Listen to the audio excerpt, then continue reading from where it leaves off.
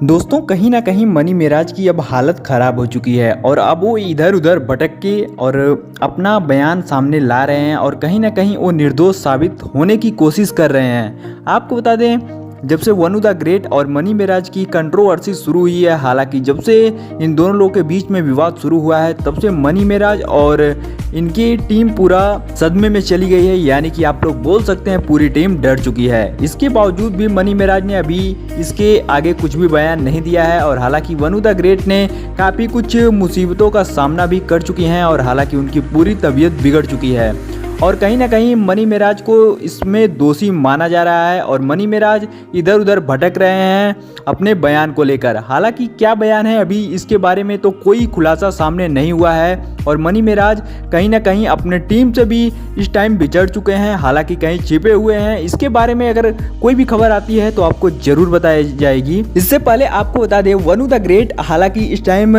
ठीक ठाक हैं, हालांकि उनका बयान भी सामने आया है। उनका बार बार एक ही कमेंट आ रहा है कि उनके साथ शादी हुई थी और हालांकि मनी मेराज ने उनको छोड़ दिया है। हालांकि आप लोग इसके बारे में क्या अपडेट देना चाहेंगे, क्या कमेंट करना चाहेंगे, नीचे कमेंट बॉक्स में जरूर बताइएगा। हालांकि अब देखना यह है कि मनी मेराज के साथ इस घटना में क्या होता है।